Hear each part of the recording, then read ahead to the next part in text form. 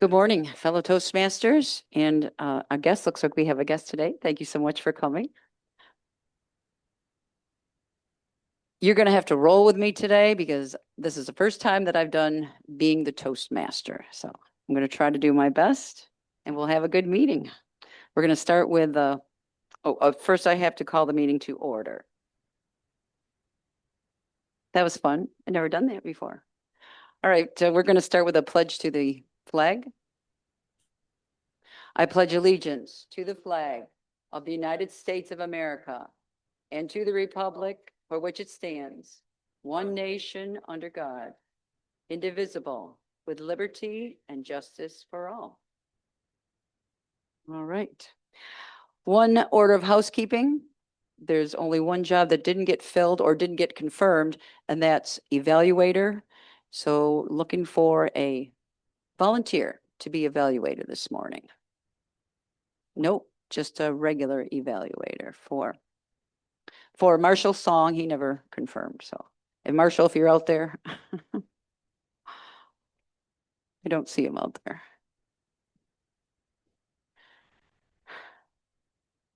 All right. So, as Toastmaster, I get a little bit of leeway, and I picked the theme of agriculture, specifically New York State agriculture. That's what I'm going to talk a little bit about. Not very long, and I have a very short video. About a quarter of New York State's land mass is dedicated to agriculture. That's about 7 million acres, in case you didn't know. I didn't know that. I went to the Ag Market and Statistics website, and they had all, pages and pages of data. So I just took a little bit of it. New York is very diverse in its agriculture. We've got dairy, we've got apples and other fruit. There's vegetables, maple syrup, vineyards, and I have participated in all of those activities, I can say. There's about 600 farm markets throughout New York State where you can buy fresh produce for several months over the summer. It's healthier for you when it's fresh picked, and you keep the revenue local. New York State is in the top 10 in over 30 commodities. So I just brought a few of those here today. We're going to talk about the top 5. New York ranks first in the production of 5 items. That means there's no other state in our country that produces more of these items than New York State does. And that's cream cheese, cottage cheese, sour cream, yogurt.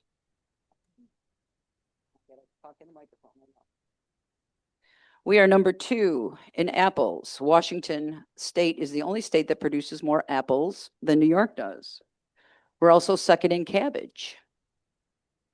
We are second in snap beans and maple syrup. Vermont is the only state that makes more maple syrup than New York State does. We're third in grapes. And I spent many childhood weeks and days out in the vineyard with the neighbor across the street. And we would be out there for 2 weeks during Easter vacation, tying the vines and not trimming the vines. I wouldn't let the kids trim the vines. We tied the vines, we tied the stumps and tied the vines. And we'd go back to school with a savage tan, and all the kids be like, "Oh, you go to Florida over vacation? Oh yeah, we went to Florida. Yeah, right. We were out in the vineyard."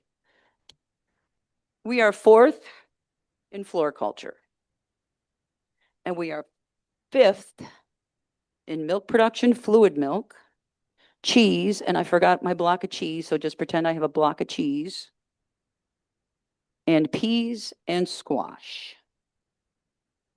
So the next time you are caught in a parade following a tractor or a combine that's going very slow with a slow moving vehicle sign on it, try not to curse that farmer with a full stomach.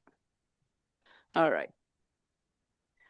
I'm going to call for our inspiration, and that would be Jill. Jill, are you out there today?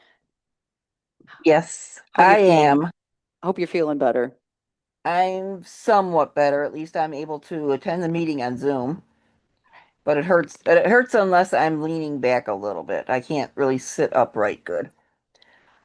Anyhow, my inspiration for today is based a little bit on I actually did the sermon in church Sunday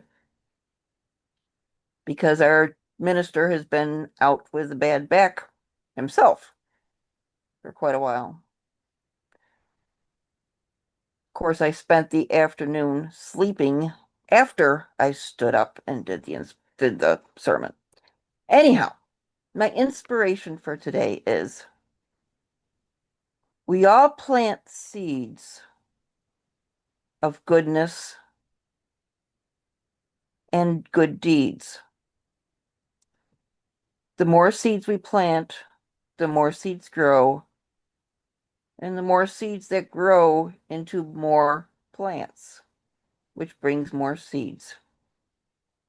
So it's possible that one good deed or a good thought or good action can turn into about 1,000 very quickly if everybody pays it forward and expands on them.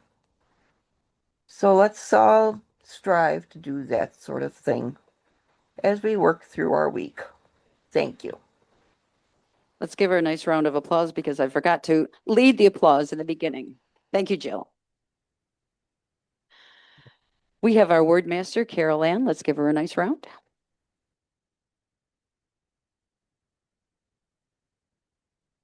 Thank you.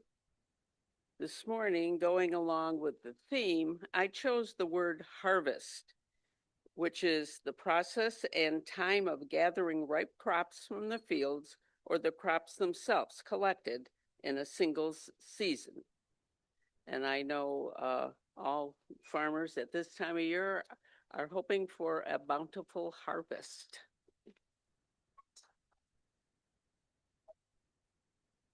Thank you, Mrs. Wordmaster. Is it Mrs.? Is. All right, our master is Michael Licata.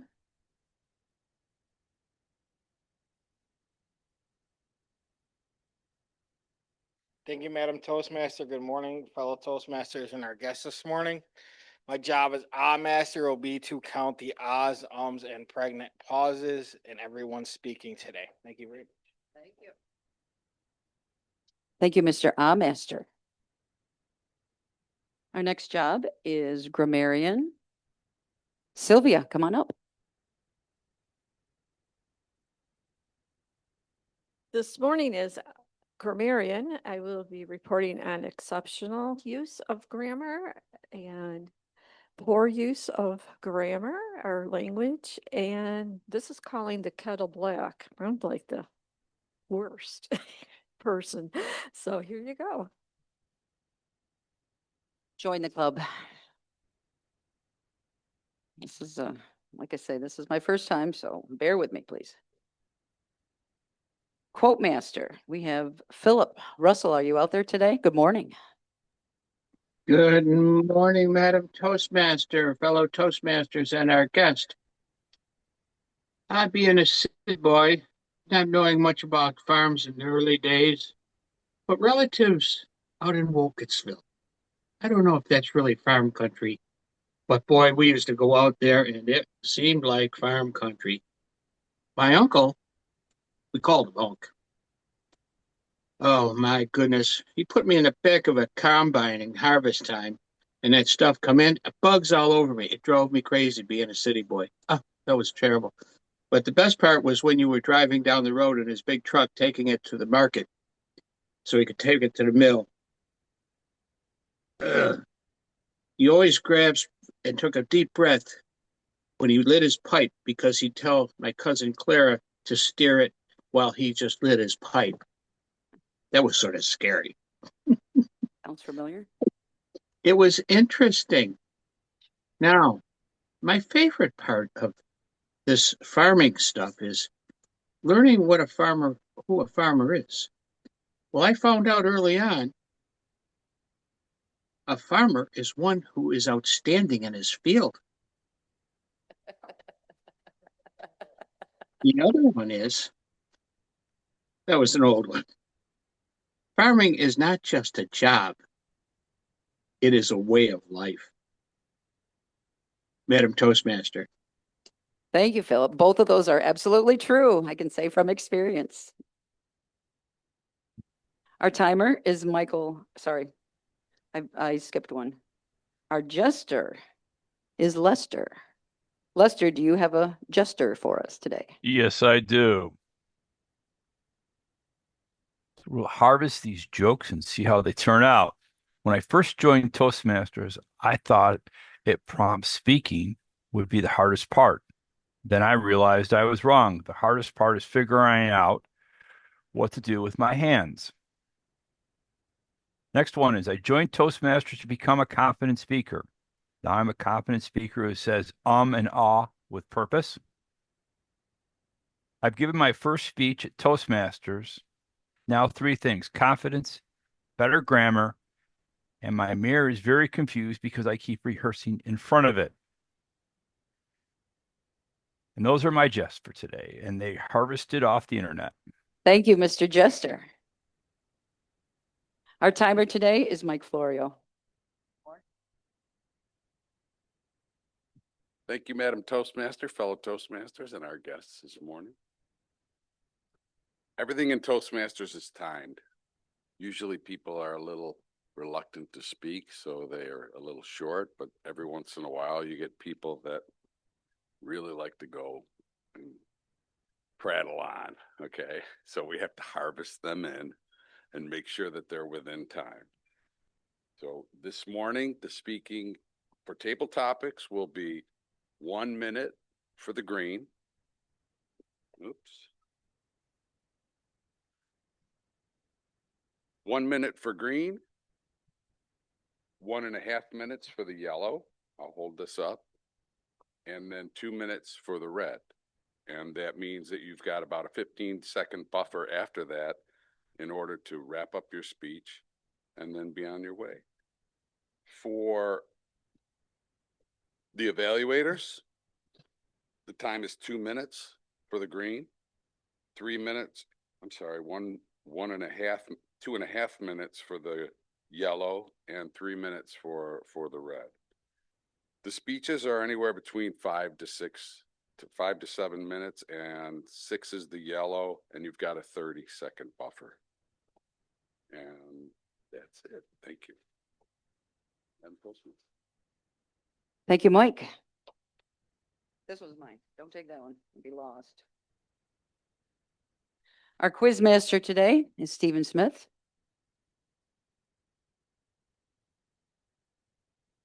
Thank you. My job today is to see if you are paying attention. So I will be paying attention throughout the meeting, trying to catch good little nuggets of information, and I've already got a few, thanks to all of this. And I'll be quizzing you later. Now, I actually spent about 8 years working on a pig farm. I notice you don't have a pig here.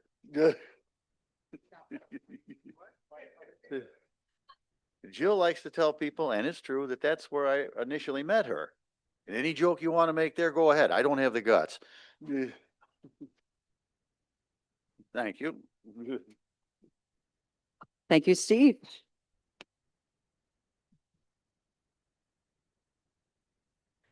Our table topics. Before we get started with that, could I get a volunteer for evaluator? And if nobody will do it, then I will do it. Thank you. Oh, yikes. Okay, I should have caught that. Thank you for catching that. Oh, table topics. All right, thank you. Thank you, Mike, for our table topics master.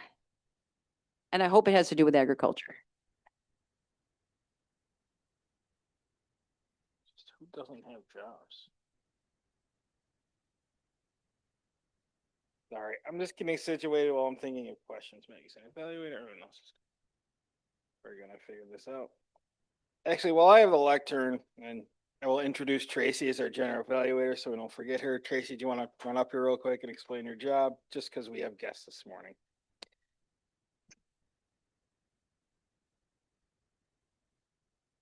Thank you. Yeah. So my job as general evaluator is to evaluate all of our evaluators. In that job, I will be harvesting seeds of greatness, seeds of improvement, how those evaluators can help improve the speakers, and seeds of inspiration. Thank you. So I'll explain again to our guests this morning, table topics works like this. It's 1 to 2 minutes of extemporaneously speaking off the top of your head, something we try to encourage because it's one of the more important things that we actually learn is to being able to speak when we have a simple question. And with that, I will turn to Joe, our club president. I notice you don't have a role this morning, Joe. I want you to come up. And you growing up in Newfane, when was the first time you went to a farm? What was the first experience with a farm? And I will Joe to come up.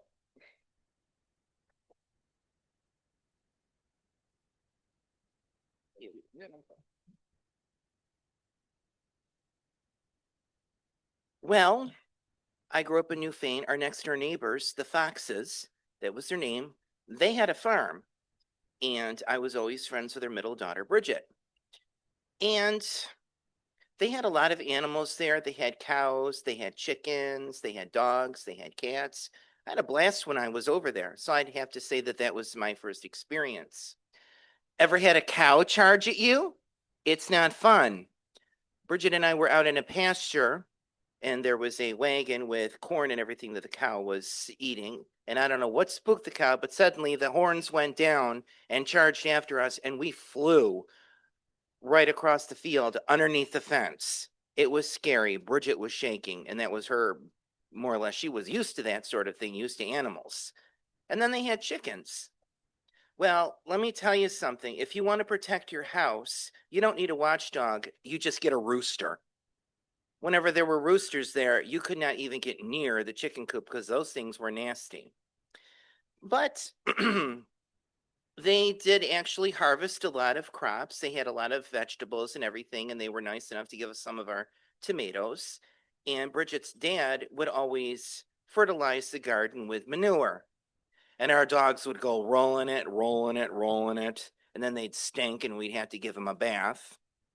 But still, it was fun over there. It was fun going over, petting their dogs, their cats, that sort of thing, and seeing their animals. And I did actually get quite an education when I was younger about how farming does work and how to take care of animals. Even though my parents and I, we always just had dogs, they had a lot of animals over there. So I did learn a lot. I did learn a lot from being over there too. So yes, I see the yellow page. So thank you, Mike. Thank you, Mr. Table Topics Master.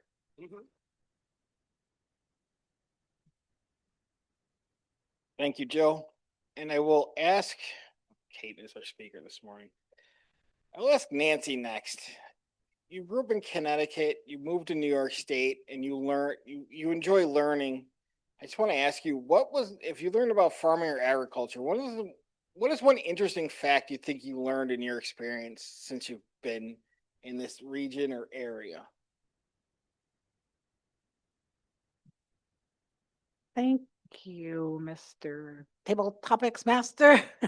I grew up in Connecticut, and we do have a lot of farms in Connecticut as well, just not down near the New York City end, but more up north. I did not grow up on a farm. We grew up in the suburbs. Farming was as far from my life as anything I could imagine.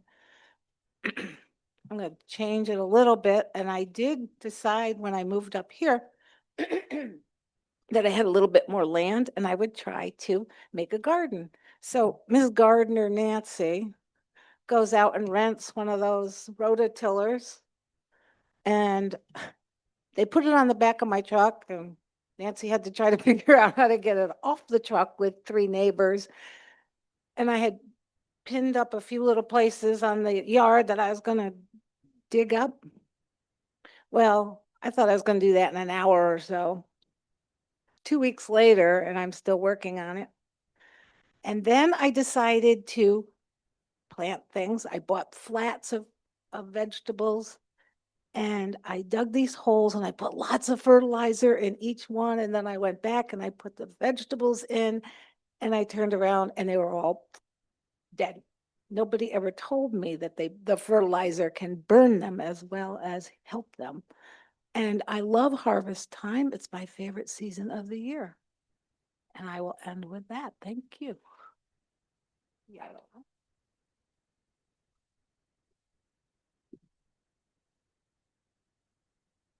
Thank you, Nancy. And next, I will ask somebody that works in grocery. Actually, you're an evaluator. Sorry, Marty. I will running out of people. That's okay.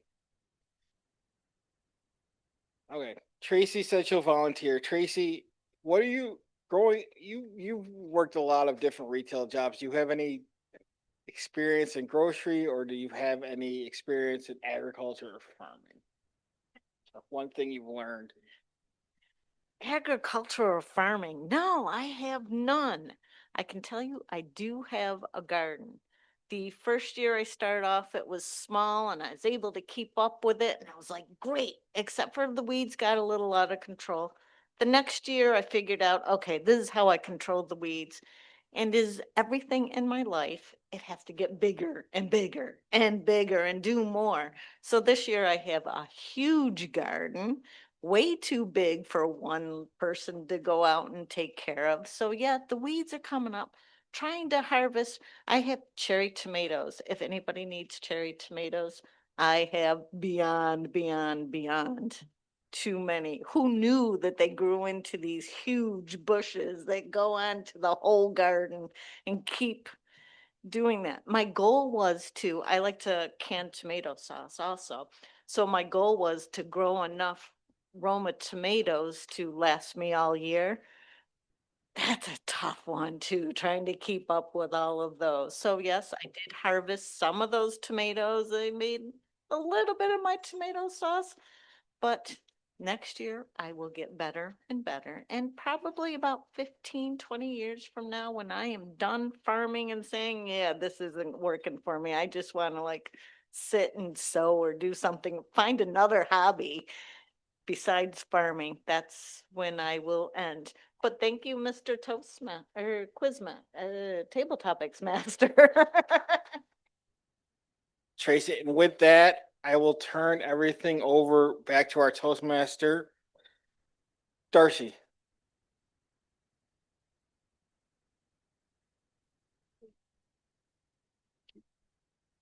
Thank you, Mike. I need my glasses too, or I'm lost. Can't see anything. So I guess the next order of business is the timers report, and then we've got a couple of other things that I'm going to interject here because I forgot them. Mr. Timer. Madam Toastmaster, fellow Toastmasters, all of our contestants this morning came in on time. Joe Budnick at 1:59, Nancy Ferry at 1:36, and Tracy Farrell at 1:32.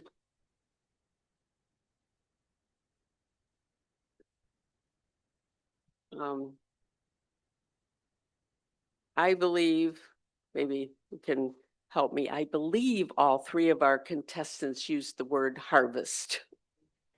Thank you.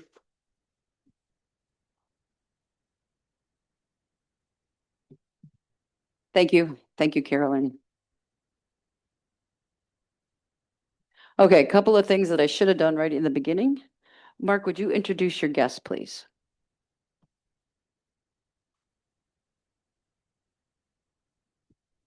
Thank you, Madam Toastmaster, fellow Toastmasters. Good morning. My guest this morning is my oldest daughter, Samantha.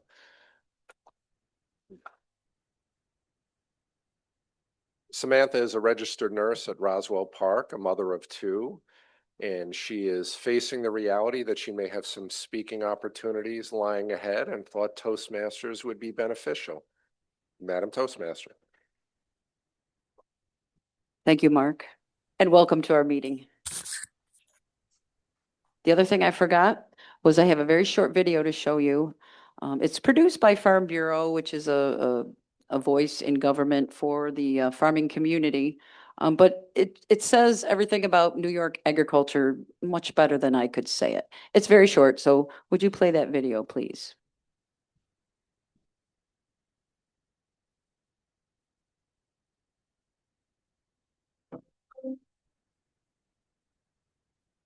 Hardworking, dedicated, resilient. New York farmers. We're a diverse community, old and young, men and women, grandparents and children. large farms and small, produce and livestock, Long Island and upstate. We produce milk and apples, wine and cabbage, and everything in between. We're New York farmers. We bring the best products in the world to market. And we do it in a state that's as big and diverse as our agricultural community. While we may have different ideas about farming, it's our common bond, our struggles and successes that unite us. It's clear that there are some things that every farmer, especially every New York farmer, shares. What brings us together? What connects every farmer? It's our love of the land and the pride we take in seeing the results of our hard work. We care about clean water and good soil, and about being good stewards of the environment. We care about our crops and our animals, and the importance of safe and healthy food. We love our families, our communities, and our country. We want our government to hear our voices, to understand our needs, to appreciate what we do, and to recognize the importance of the issues facing agriculture. It was once written that farming is a profession of hope. We agree. Our best days are ahead of us if we keep working together, if we keep focusing on the things that bring us together. Every farmer is hopeful for the future, for themselves, their children, and their community. We want the next generation to know that if they want to return to the farm, their opportunity in agriculture is secure. Every farmer wants to make sure that the future is vibrant, like so many of our parents and grandparents did. We want those who come after us to feel the excitement when a healthy calf is born, when the crops are harvested, when the fields are prepared in anticipation of next year's growing season. You see, New York's farmers aren't just planting seeds in our fields. We're planting seeds for our future. Every day we look at that sunrise, that sunset, and we know that if we do our job well today, this farm, this land, this way of life can be preserved for the next generation and the generation after that. Because in the end, that's what connects every New York farmer. The hard work, the land, workers, the crops, the livestock, the family, the hope. We're here. All right, thanks, Len. Thanks for doing that.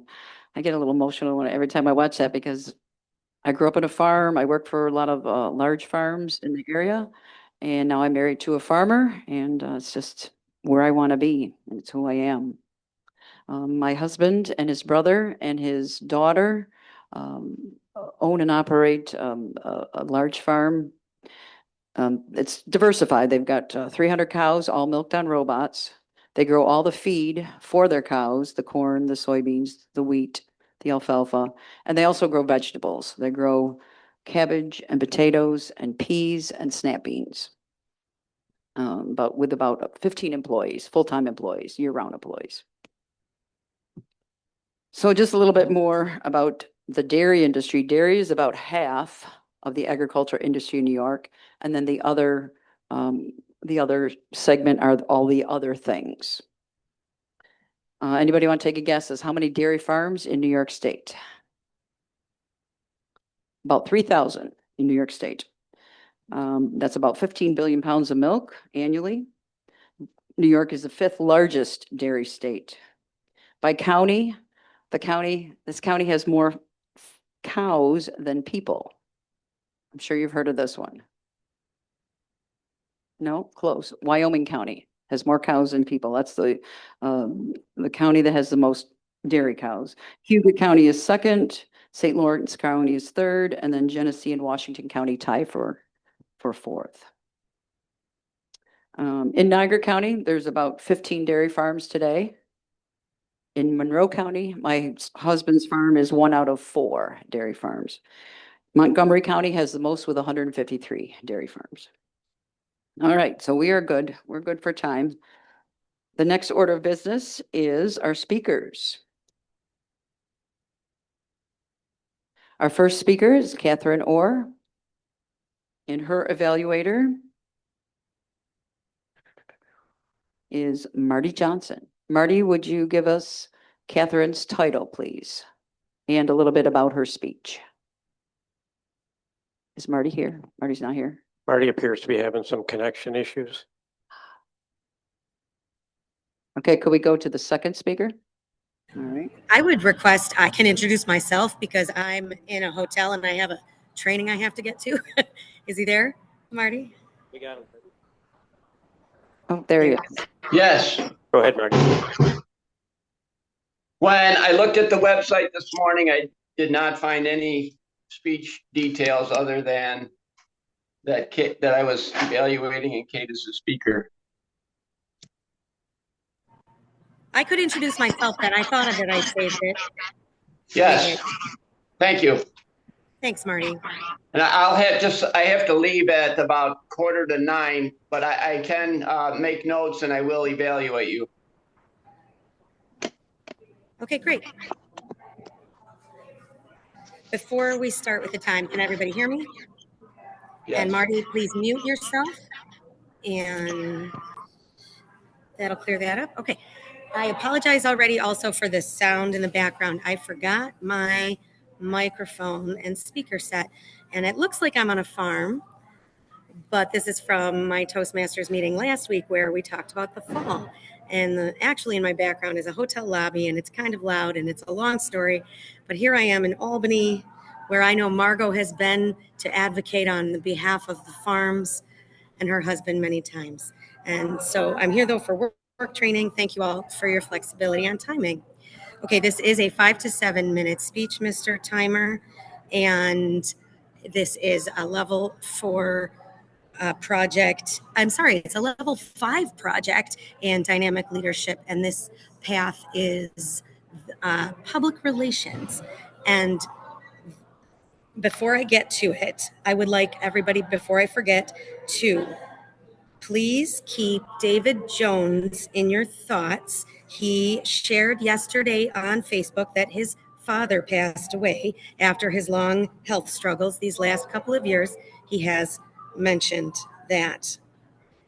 Okay, my title is 5 Generations. Okay. Millennials are so entitled. Ugh, they just job hop whenever they want. You can't rely on them. Baby boomers don't understand technology. It's ridiculous. Gen Z have such short attention spans. It must be because of all that social media. They're on devices from the time they're born. How many times have you heard these stereotypes? And worse still, how many times have you been accused of one?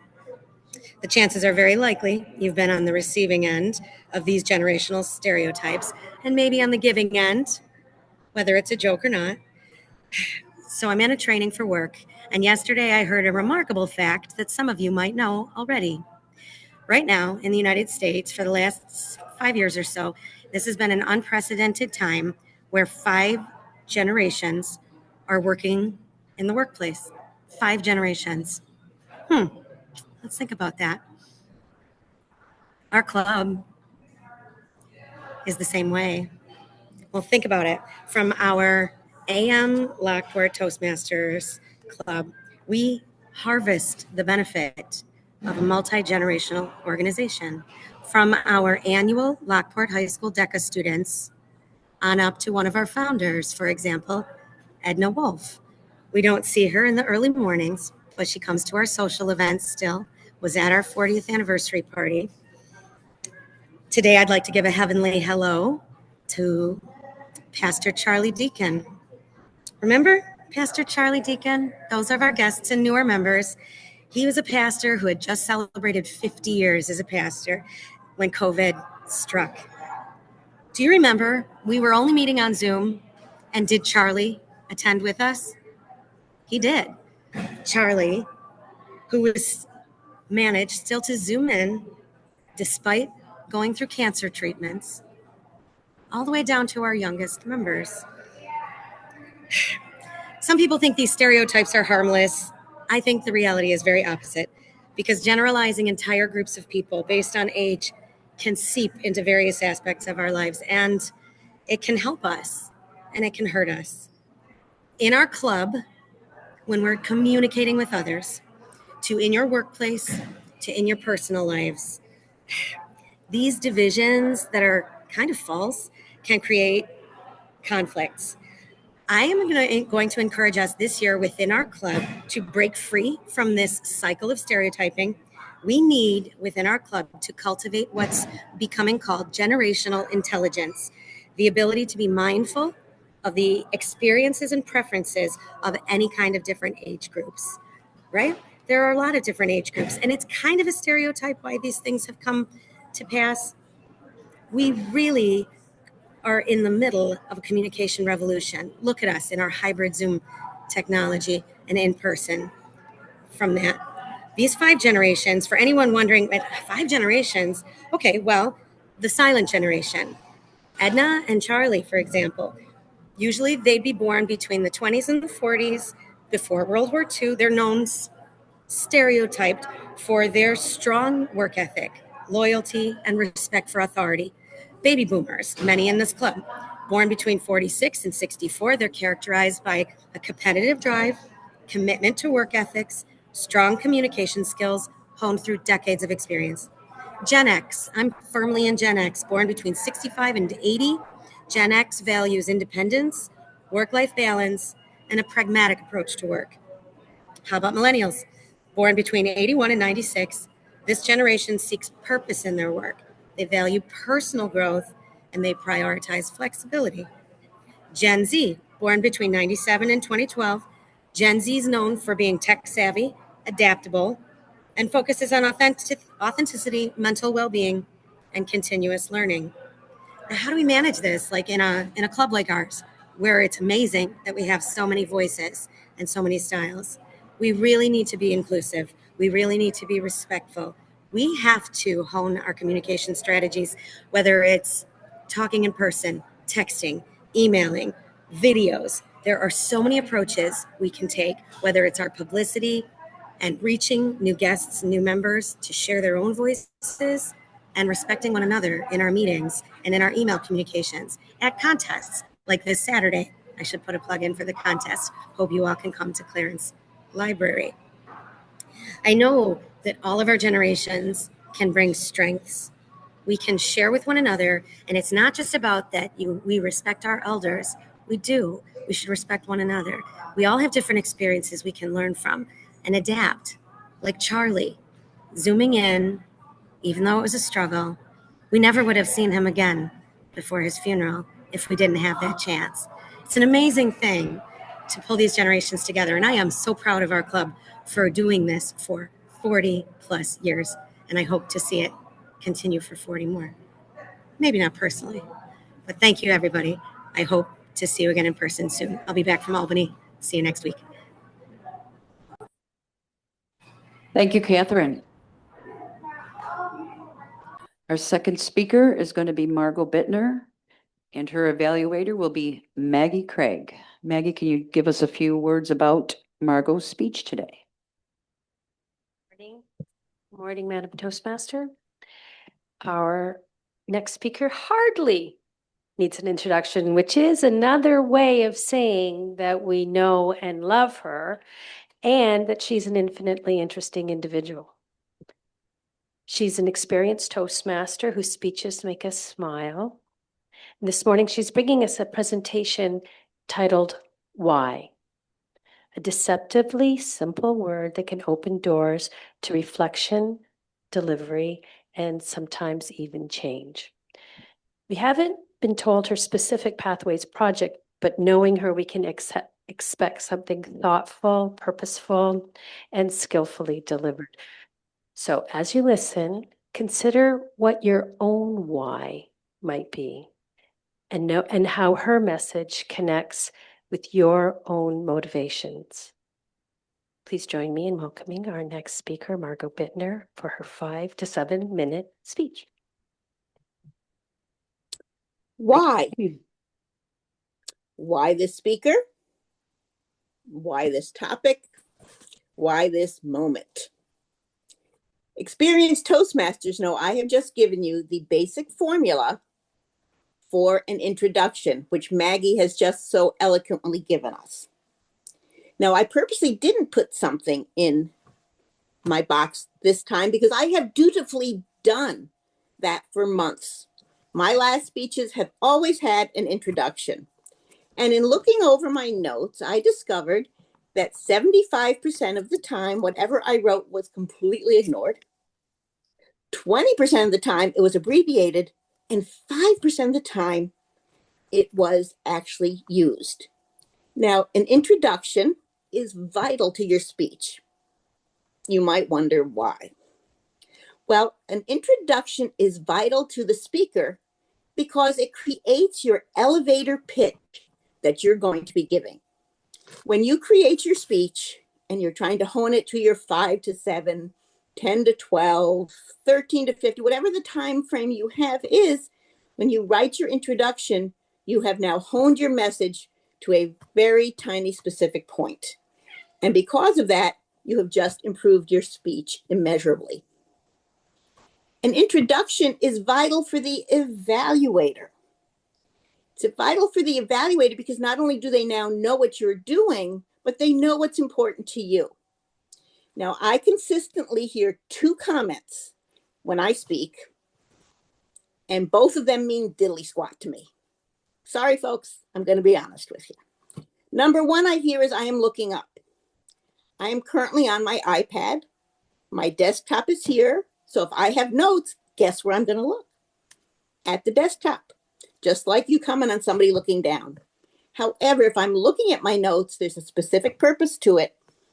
And it doesn't, if you tell me I'm looking up, okay, I know I'm going to look up. The other comment is I'm not making eye contact. I'm not looking at the camera. Well, when you read my introduction, 9 times out of 10, my speech is not for the Toastmasters Club. My speech is for Lions, for my temple, anywhere else that I've been asked to speak. And I frequently do, as you know. So by doing the introduction, the evaluator knows what's important to me. So if you tell me I'm looking at the camera, okay, I'm still pretending I'm giving the speech in the audience I'm going to be speaking to, not me. Finally, it's very important for the audience because when you give a speech that's, especially one that's outside of the realm of understanding, the audience needs to know who they are. Are they my Lions Club so that I can give a speech to the Lions and explain what I'm doing? Is it at my temple? Because sometimes when I give a speech, one of the comments I receive is, well, we didn't know what you were talking about. It was in the introduction. I had laid the foundation for everything I was going to speak about. So here's my challenge to you. I want you to think about your next speech. I want you to think about why you're giving it, what the topic is, and why is it important today. Now, as I said earlier, Maggie completely surprised me because I was going to do this off the cuff more and explain why I didn't put something in there. So I will leave it to you. Tell me, if you had to write the introduction for this specific speech, what would you say? Why would you say, why this speaker? Why this moment? And why this topic? This is one of the speeches that fits in many ways in Toastmasters. And it's a skill that we all need to develop. And with that, I will say, rant over, Madam Toastmaster. Thank you, Margot. Our third speaker is going to be Dave Licata, and his evaluator, thank you, Mark, for stepping up, is Mark Campus. Thank you.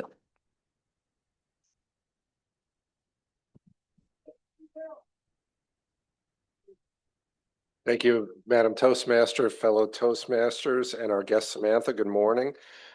David just asked me if I received the email about his speech project, but I did not. And it's not necessary because you populated all the information on the website. And I am so proud to report that you have done that. I'm sure you had help. Thank you, Mike.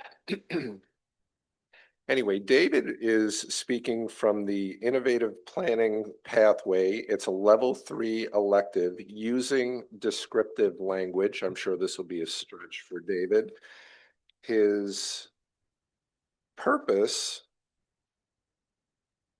for the project is for the member to practice writing a speech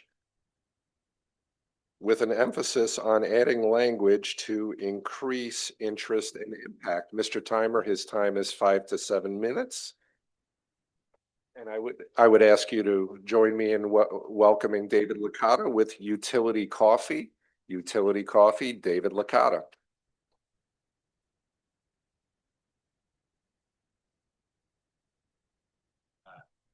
Mr. Speaker, I need 5 minutes, 2 minutes to get ready before I'm ready to speak.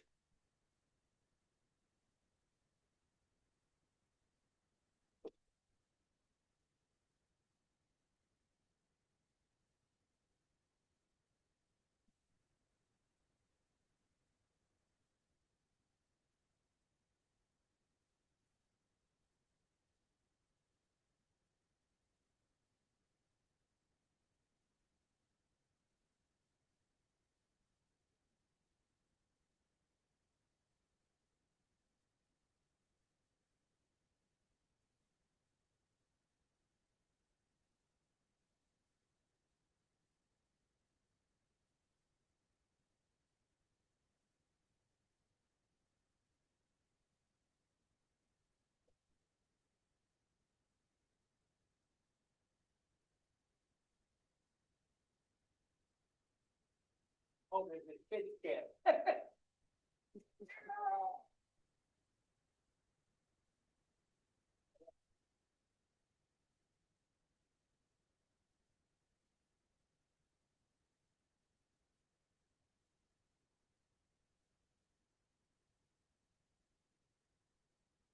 got a hold, we don't have the level it.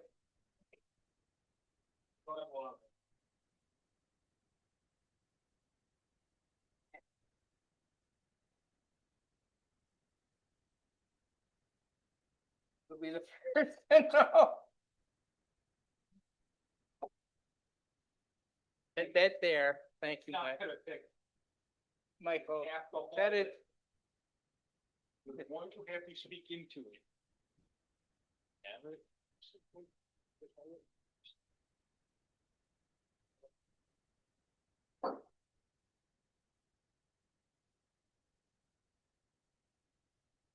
Okay. Oh, can hear me.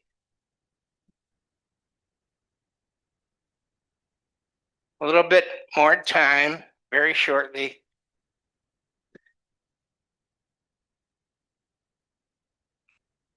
Oops, okay. See how that works.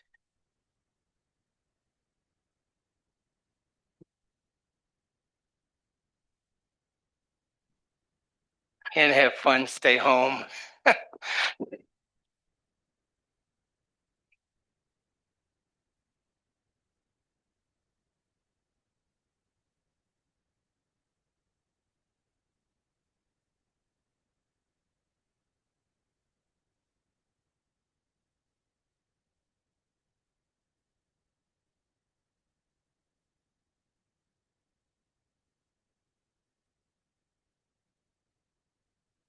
Hope this is worth the wait. Okay. Didn't go on, but it's no big deal.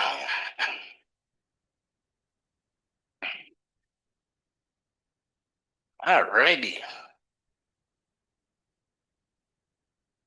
No, the thing never lit up down here. Don't worry about it. It's okay.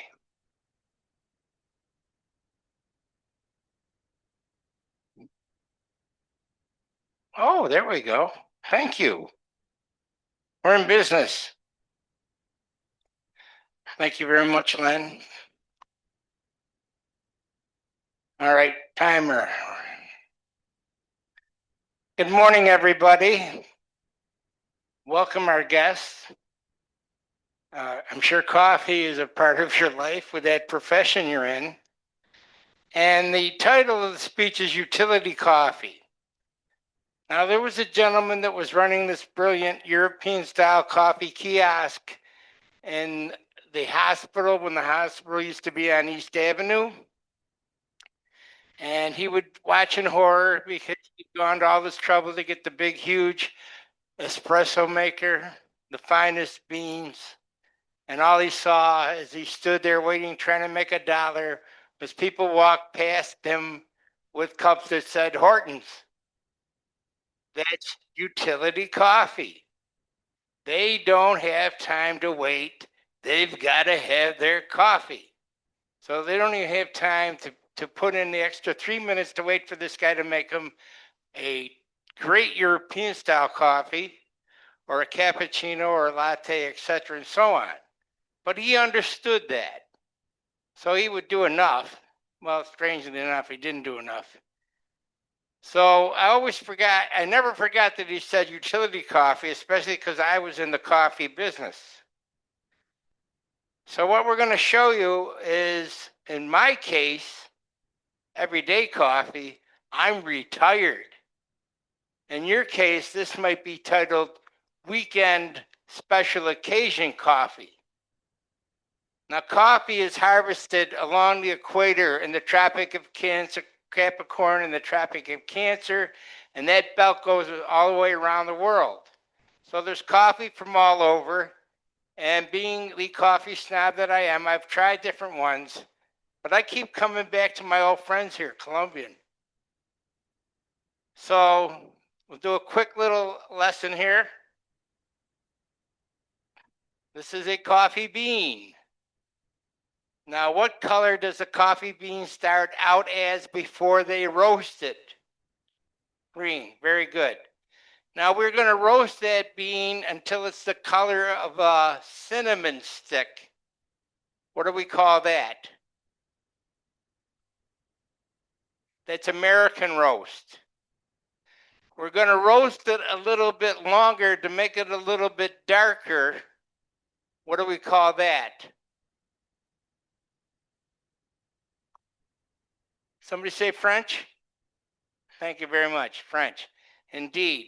Now we're going to roast it longer until it's shiny and bright and really oily looking.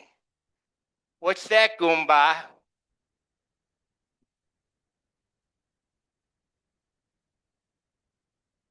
Espresso.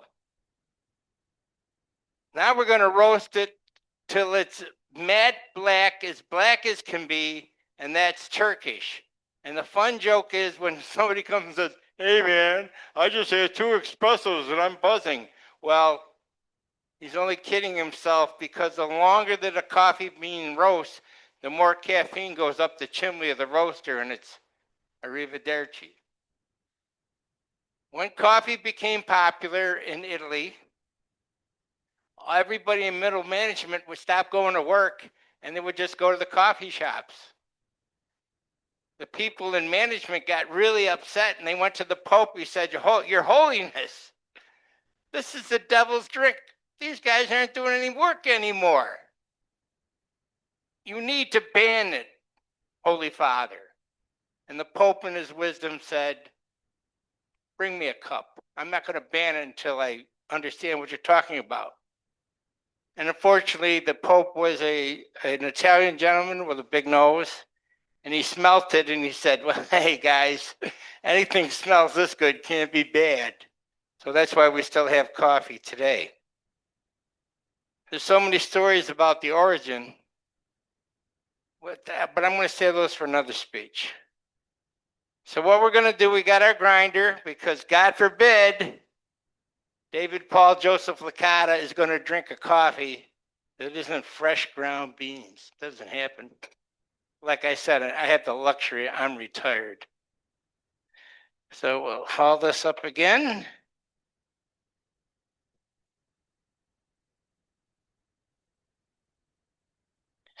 Oh, by the way, this is the quiet grinder because my old grinder would annoy Mrs. Licata.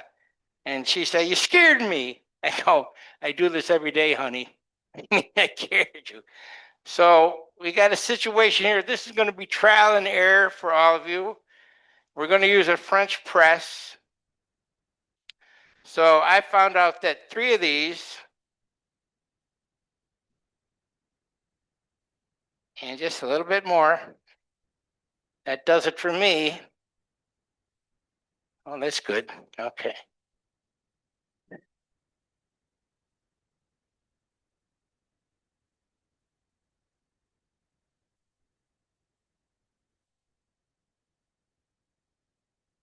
That's a little trick of mine. Now, I look down in there and it's going to be coarse, not fine. Because if the coffee is too fine, it's going to over extract the grounds and it's going to get bitter.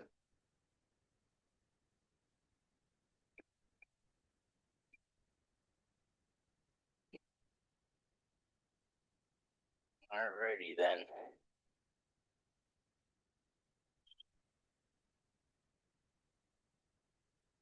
Okay, there.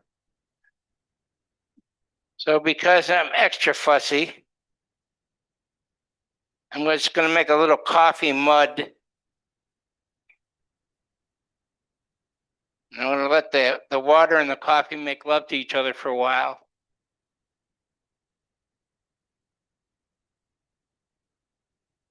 And this is where I usually wait a minute, but under speech conditions, I'm not going to wait a minute. And then we go all the way up here.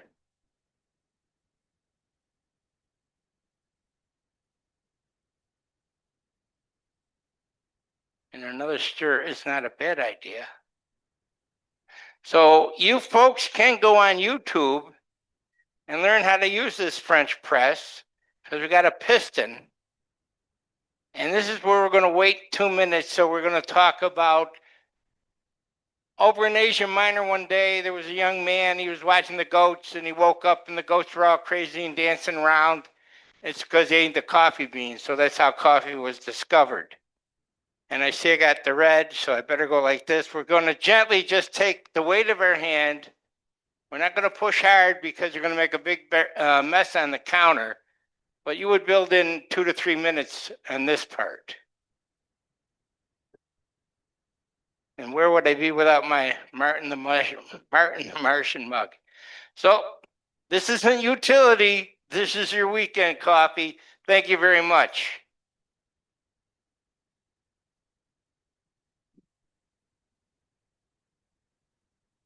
Thank you, David.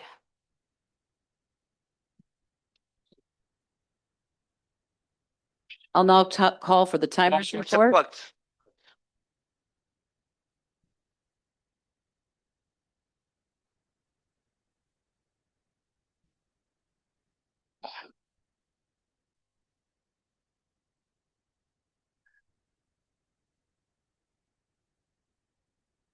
All right, thanks, Lynn. All right, Mr. Timer, can you give us a timers report, please? I will. Thank you, Madam Toastmaster, fellow Toastmasters, and our guests. Well, there won't be too many decisions that we have to make this morning. Kador came in at 544. Margot surprisingly came in at 415. So even with the buffer, she was a little bit short. And Dave, our coffee master this morning, came in at 756. So a little bit over. And you know, we learned a lot. We learned a lot about agriculture and coffee this morning, more than I thought I would this morning. Madam Toastmaster Kate's the one. Thank you, Mr. Timer. Could we have a word report from Carol Ann, please?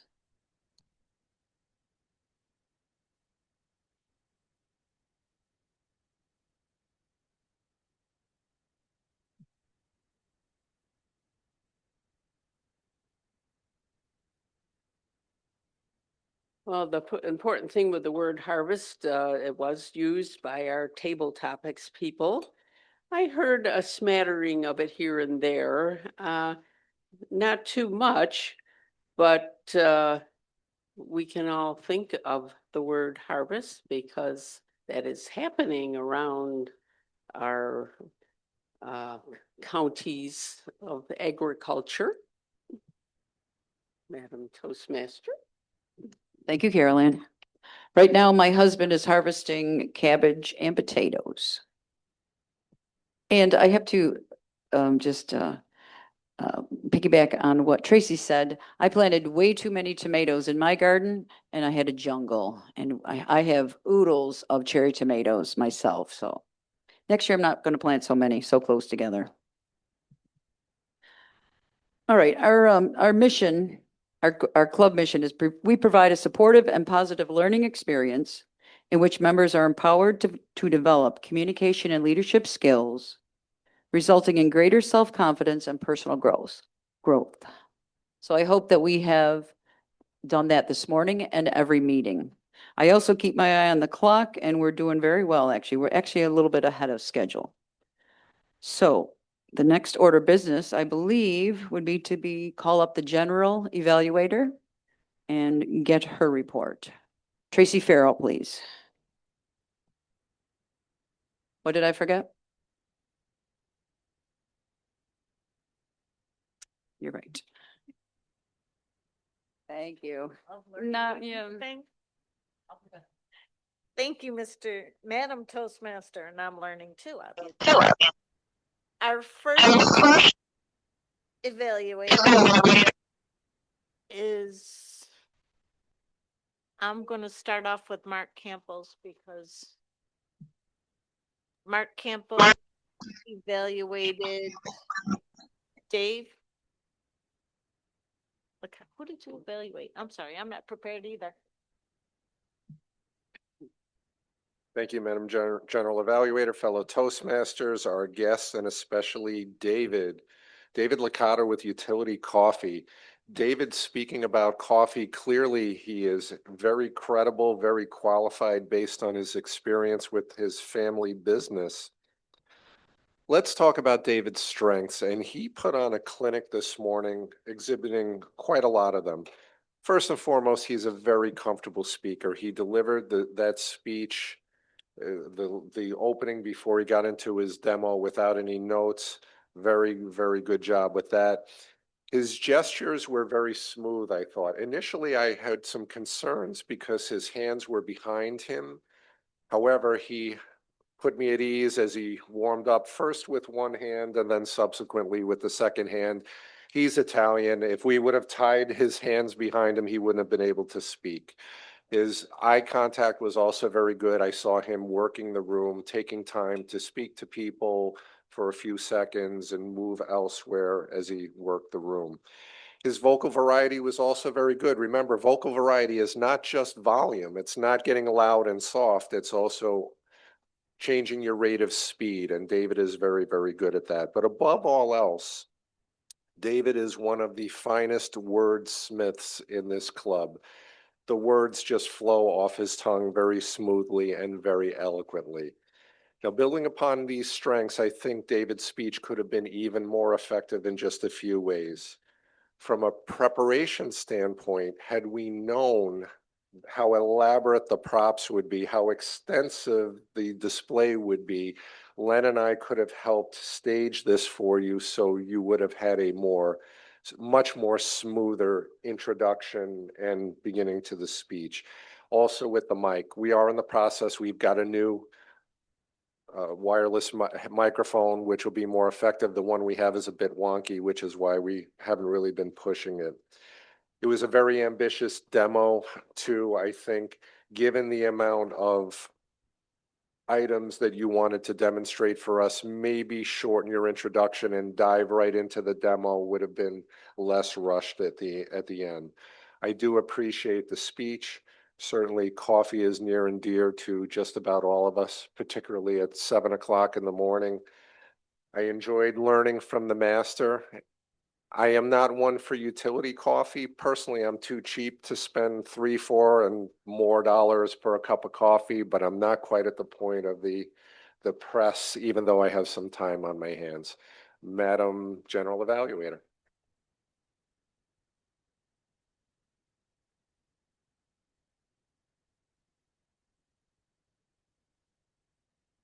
Sorry, thank you, Mark. Excellent.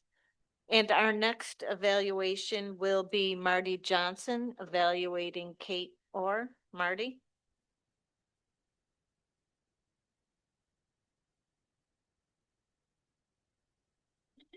And if not, then we will move on and I'll have Maggie evaluating Margot.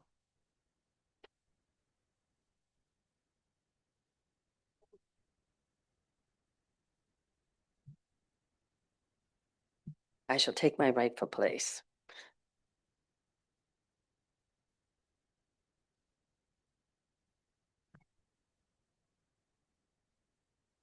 So just before I start my evaluation, I just want to say that I am in the same camp as Tracy, and I started making my garden 3 years ago, 2 years of absolutely nothing. This year, I was supposed to go to Toronto today, but I can't because my garden is just exploding. Every time I come in the door, I bring in some butternut squash, cucumbers, tomatoes. I keep making sauce. I've frozen butternut squash chunks. I've made butternut squash lasagna, which is delicious.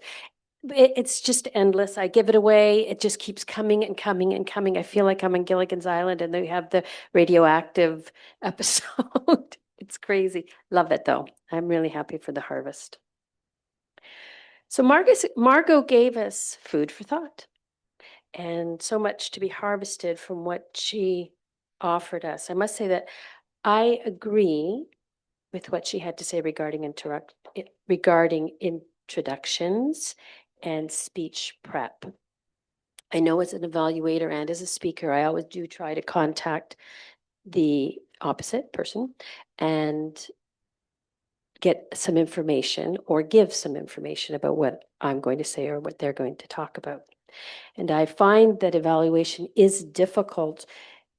And the more we know, the more we can lean into the speech topic, the better our evaluation will be. Margot grabbed our attention right from the beginning, even in her setup, even by not telling us what she was going to talk about. She spoke clearly, and she had a purpose to what she wanted to share. She gave us solid examples of why it was important to have a good introduction and how it will improve not only your speech and your focus on your speech, but also it will improve the audience's participation and their experience while listening to your speech. I think that I would have liked to listen to Margot longer and hear more about giving a speech and how to improve our speeches in the future by using good introductions and good prep. I think that we could have experienced a little bit more vocal variety. One of the just tiny thing, Mark, I've never seen you in person. I would love to meet you. I know that this is a difficult thing because you're a very, very busy person, and I appreciate that as well. But I believe that we should be doing our speeches occasionally in person so that we can really benefit by seeing your body language. And I do know, having done my speeches both on Zoom and in person, that they are different experiences for you doing it online. I've decided I don't like doing mine online, even though in some ways it's easier because you can look at your notes and people don't know that. I understand that Margot felt that part of the learning curve would be that we were meant to experience the lack of information for her introduction. And the way my brain works, it made it very challenging. Point made. Thank you, Marco. Thank you for the learning experience, and I look forward to the opportunity to evaluate you. You will prepare me with information. You will prepare me with information in the future for your intro, and I will endeavor to complement your speech with an appropriate introduction. Madam Tracy.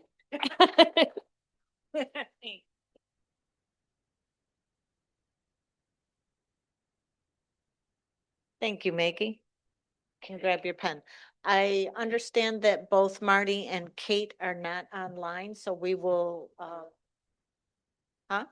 Yeah, we'll pass over that evaluation. So, Don't cancel the evaluation, Evan. oh, Marty, are you online? I am. Can you hear me? I can hear you now. Marty, will you tell us Okay. how Kate did? Yes, thank you. One second, please. Okay, thank you, Madam Toastmaster, fellow Toastmasters, most welcome guests. I do have a little technical difficulty, but that has not stopped me from harvesting the skills that I've learned over the years. And Kate, welcome. I see Kate is also on Zoom. Good morning. 5 Generations was her speech title, and the purpose for the public relations speech and pathways this morning for Kate, I believe it was to somehow relate public relations into the speech purpose. I honestly missed it, but I can point out what I did pick up from that and the strengths, and I'll point out some things for Kate to work on. I give Kate kudos for using the word of the day. She had a nice background, which is for the fall harvest theme of the meeting, which was great. It really lit up my screen and lit up my eyesight this morning with those vibrant colors. And then she went on to talk about the 5 generations, and what caught my attention and probably caught all of yours as well was the fact that the first person she listed for the first generation was our former member and now deceased member, Charlie Deacon, Pastor Charlie Deacon. Easy for me to say, Pastor Charlie Deacon. And she talked about how even though Charlie was probably one of the older members and the technology, he still was a member and still hung in there. He adapted to the technology, if you will. And Charlie was a good friend.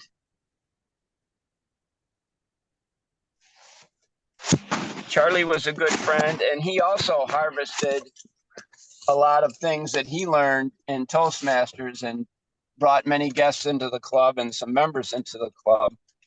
Kate, a couple things that stand out from evaluating and watching your presentation. I was hoping that you would enumerate more, because you did mention that you had 5 generations you were speaking about in your title. And if you did, I missed it. And secondly, I would have liked to have seen some sort of a prop. And then as far as the public relations, I would have liked to seen more, perhaps when you wrapped up the speech, and possibly in the middle of the speech, also have something related to the title and or the theme of your speech. But overall, you accomplished your speech goal. You spoke, and you still had 1 minute and 15 seconds. So if you do give this speech again, you could harvest something else into the speech, and you were 5 minutes and 44 seconds. I enjoyed your speech, Kate. Thank you.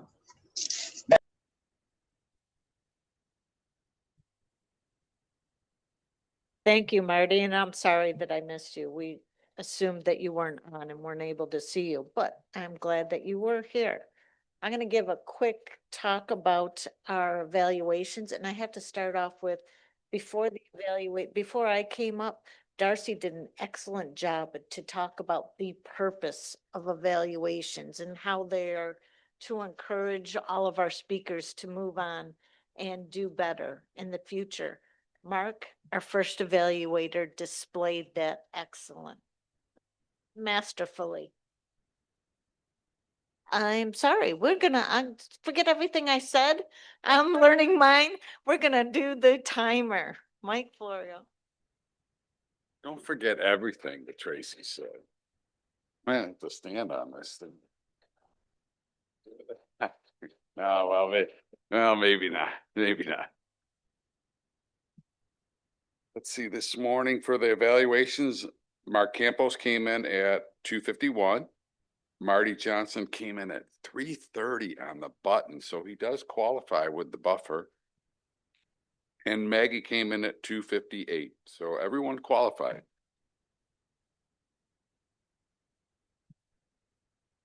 Thank you, Mike. We are having a haphazard meeting today. I'm going to get back on to Mark, our masterful evaluator, and I think he's probably one of the best evaluators in our club. He really showed us how evaluation should be done. He pointed out Dave's strengths and gave him ways to improve that speech. And it was all in a positive way. And then he ended up with encouragement. Like, we want to know more about coffee because we are all coffee lovers in this club. Maggie, she also did the same thing. And we have to point out that she did the introduction. And I guess that's something that we're all going to learn from now on, that we have to do better with our introductions when we introduce those speakers. She talked about Margot's strengths. She used the word of the day. And as Toastmasters, we all have to remember that the word of the day does not end with table topics. We're supposed to be using it throughout the whole speech. She gave her some suggestions. And one of the greatest suggestions she said is, that was such a great speech. You should have gone longer, told us more about this and why we need to do that. But she ended up with encouragement. And Marty did the same thing with that sandwich approach. And he also used the word of the day. So they were all excellent evaluations. I don't know how you're going to choose on that one because that is a tough contest right there. Darcy, did you want to do the jobs or do you want me to? Dave's like, let her do it, let her do it. All right, so I'm going to start off with our quiz master, Steve. Can you quiz us on how some of those tidbits throughout the meeting? Steve Smith. Thank you. Excuse me. Don't need that. Okay. All right off the beginning. I told you I was doing this. Darcy gave us a list of products that New York State made. What are we number 2 in production? Apples. And what was the other one? Maple syrup. Now, in the case of apples, who's number 1? Washington State. Wow. In the case of maple syrup, who's number 1? Vermont. I heard it out there. How many dairy farms are in New York State? 3,000. I heard it all over the place. Shifting gears. According to Kate, how many generations are now working at the same time? 5. I hear it all over. Now, where was Kate speaking to us from today? Albany. Now, on to Mr. Licata. What did he state was a better grind for coffee, coarse or fine? Coarse. I hear it all over. Why? Not as bitter. I heard it over here. That is true. I guess that's all the questions I have. Oh, one more for extra credit. Where did I meet Jill? On a pig farm. Thank you. Good.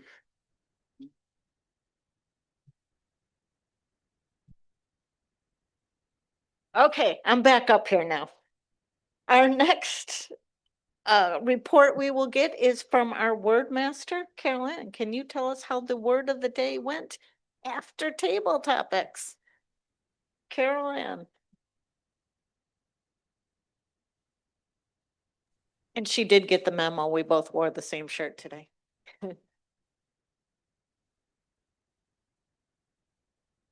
Yeah, I've already reported, but of course, I think the word is probably one of the last reports because everyone has more time to use it. And since I was up the last time, I have heard it used several times now.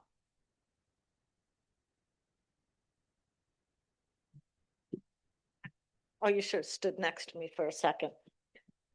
So our next report will be grammarian. Sylvia, can you tell us how we did with our use of the English language? Sylvia. Stand in. Klutzy. English language, what a treat. I didn't hear really the bad of the language today, which is great. I had a few start overs. People caught themselves when they went to say get or got, and they backtracked. So we had a few start overs, many so's. Edna would be very disappointed in us. Edna, anyone know how she's doing? Anyone here? I liked the word harvest today. I have picked up the use of harvest many different ways. Mike Florio, for example, used harvest them in. Harvesting the skills we learned. That was Marty's. Let's see what else did I write down here. It was just used many different ways. And I like that. And like I said, I had a few start overs. Tracy, seeds of greatness, seeds of inspiration. I missed a third one you said. Seeds of something else. I liked it. And ways to improve. And ways improved. Great quotes today. And the 5 generations, Kate, I know you're not on, but as a HR person, they're a pain in the ass to work with.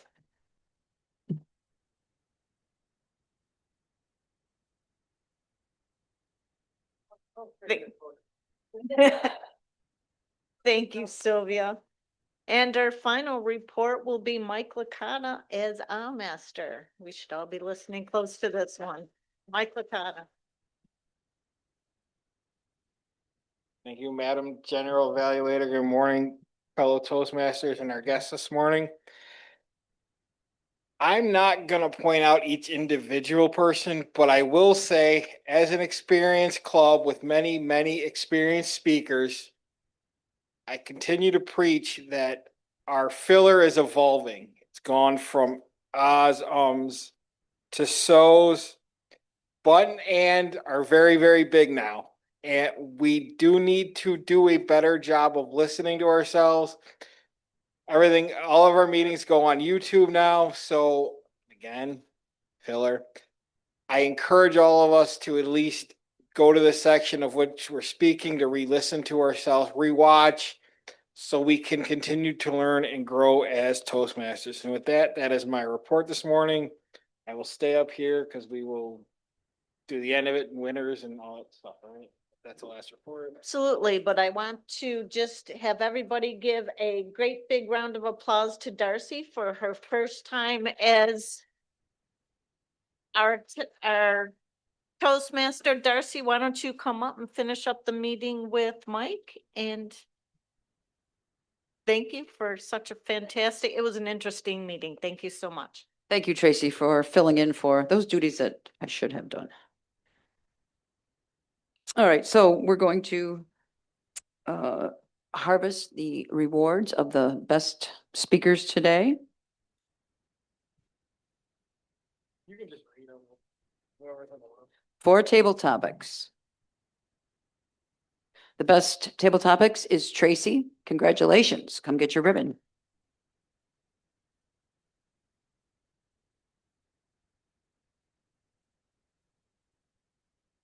Oh, okay. Thank you so much.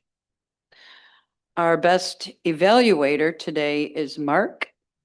Congratulations. There's one there.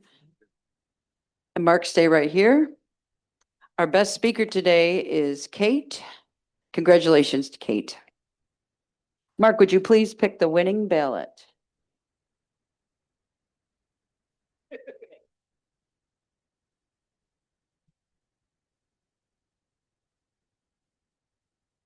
Zero, 3, 3. 0, 3, 3. All right, congratulations, David. All right, so it is 8:25. We're doing really good on time. We would like to ask our guest, and I forgot your name, I'm sorry. Samantha. Samantha, what did you think about our meeting today? Would you like to come up? You don't have to. If you would like to, you may come up and just give us 15 seconds of what you thought, but you don't have to. No pressure. I said 15 seconds. It's not timed. You don't have to if you don't want to. You do not have to go up. Absolutely not.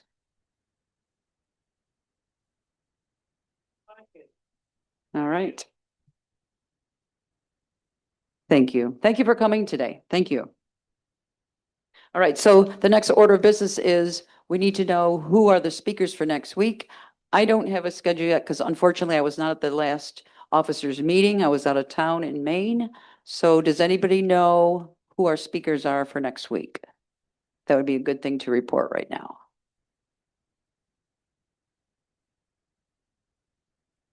Len is looking them up. Thank you, Len. That would be helpful too, to know who the Toastmaster is next week and the theme. Nobody knows. Okay. Okay, Jill Rowling. Darcy, it's Eric. I have an announcement to make. Eric, go ahead. Thank you. Area 11 and 12 contest this weekend, folks, at the Clarence Town Library. And Maggie is the only person competing in the Area 11. So wish Maggie the best of luck. And we need more volunteers. So if anybody needs, we need some help over at the library, please give me a call or text me any form of contact. But we do need more volunteers for this weekend. So, thank you.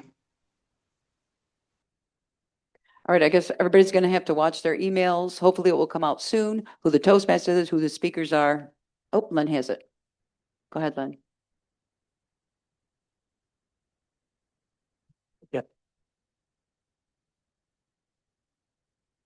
Go ahead, Len. Speakers let him next do it in week the microphone. include David Jones, Carol Ann, and Steve Smith.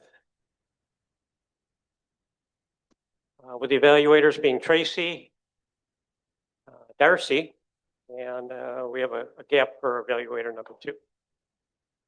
Okay, so thank you. So hopefully that'll go on email so we can all read it and hopefully please soon. All right, it is 8:29. Any other announcements? Yes, Maggie, make it quick. Got 1 minute. This is actually from Bridget. We had musicals last week, and at the Keenan Center, at the Keenan Center, they're having a sing-along type thing. Is that right? And they're going to be doing musicals. So, and that is, I think it's tonight. That's all. If anybody's interested, and I think Mary might be. Any other announcements? One more, Maggie. This I mean, meeting one is more, adjourned. Darcy. Hold on, there's one